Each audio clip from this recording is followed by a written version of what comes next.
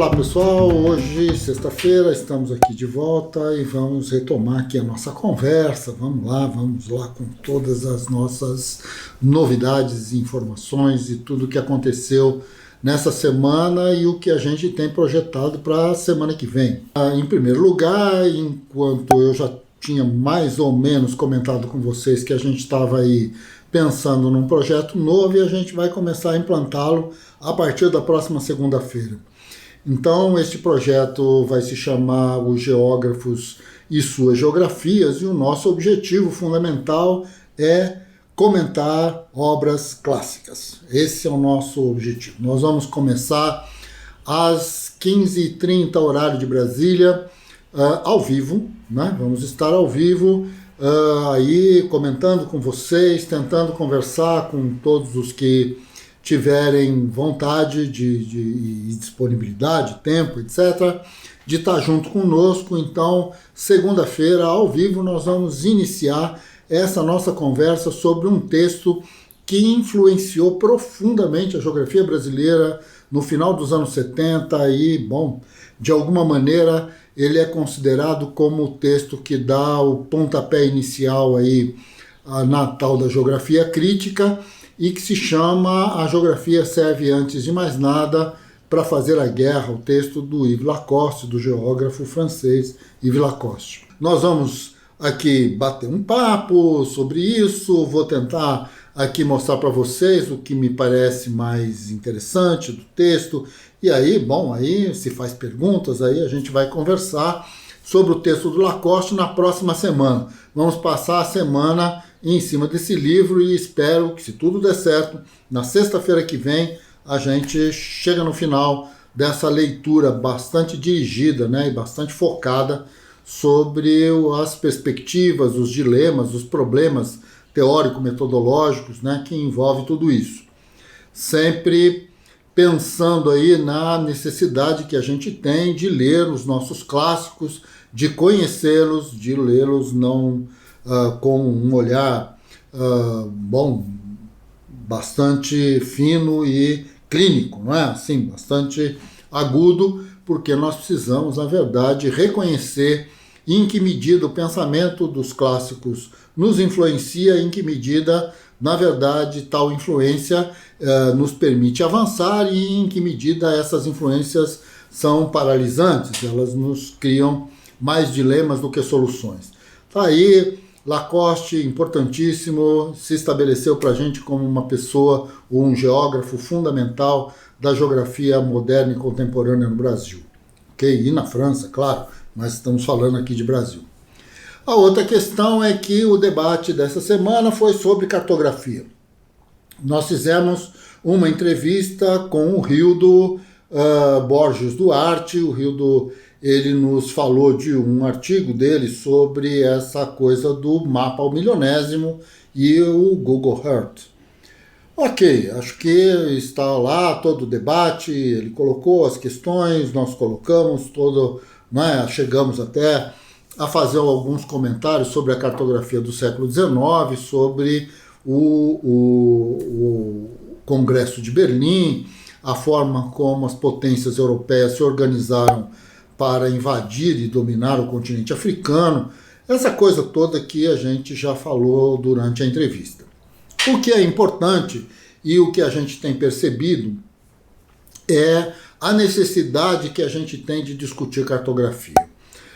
De alguma maneira, aparentemente é um tema um pouco fora do jogo, parece ser uma linguagem mais de domínio de altos especialistas, matemáticos, engenheiros e coisas desse gênero, ou pessoas com esse tipo de formação, e que não cabe a nós, geógrafos, que não seja nada mais e nada além de olhar para os mapas que estão feitos, porque nós não sabemos fazê-los de fato, e aí a gente fazer uso deles e dar aula com eles e, bom, fazer planejamento com eles e assim por diante. O que eu gostaria aqui de retomar dessa discussão é a necessidade que nós temos de escrever nessa linguagem. Não é possível fazer geografia sem mapas. Isto é A cartografia é uma linguagem que nos permite representar de forma topológica, isto é, distribuindo nos diferentes lugares, o formato da distribuição desses fenômenos no mundo.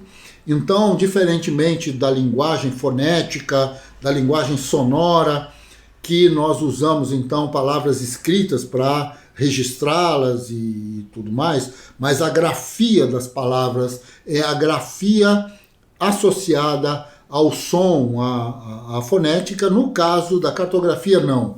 A dimensão espacial, né, dos fenômenos é a mesma dimensão que nós utilizamos para poder representá-los.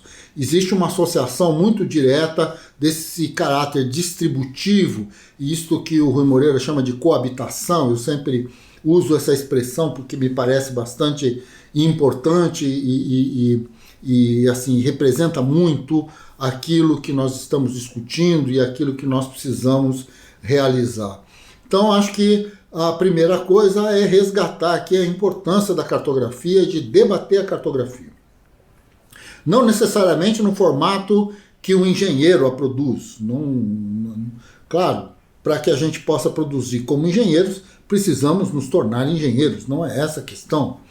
Mas precisamos entender como se faz, precisamos fazer, nem que seja no sentido mais bruto do termo, no sentido mais simples do termo, porque nós precisamos aprender a ler e a escrever dentro da linguagem cartográfica. Esta é uma linguagem fundamental para nós, porque ela representa o mundo no campo do conhecimento e no campo, né, da discussão, no qual nós estamos profundamente inseridos e com o qual nós queremos dialogar de uma forma direta, né? Então, acho que essa é uma questão importante. O vídeo do Rildo trouxe novamente essa discussão. Nós fizemos aqui podcasts com a Cíntia, com a Gisele, e tem mais alguns outros programas já mais ou menos articulados com pessoas que trabalham com a cartografia, com a história da cartografia, com o papel geopolítico da cartografia. Tem toda uma discussão sobre isso, né? Fizemos uma entrevista recentemente com o Jorge Barcelos, também falando sobre a cartografia do Brasil colonial e tudo mais. Então, tudo nesse sentido, né, nos indica uma necessidade extremamente importante de refletirmos sobre essa linguagem, sobre seus desdobramentos, sobre o como nós podemos criar para a cartografia os temas que ela precisa escrever. Porque este é o nosso papel: olhar o mundo do ponto de vista temático, olhar o mundo como um recorte, né, temático, e nesse sentido, então, estabelecer quais são os padrões cartográficos que nos permitiriam ampliar, aprofundar, discutir, melhorar a nossa leitura sobre a realidade. Nesse sentido, acho que existem muitos temas. As pessoas estão aí, hoje mesmo eu li um artigo sobre o que será das cidades do futuro, o que vai acontecer nas cidades pós-Covid, se nós vamos abandonar a cidade, se não vamos, se nós vamos viver isoladamente, se não vamos, com essas novas técnicas, com essas novas condições.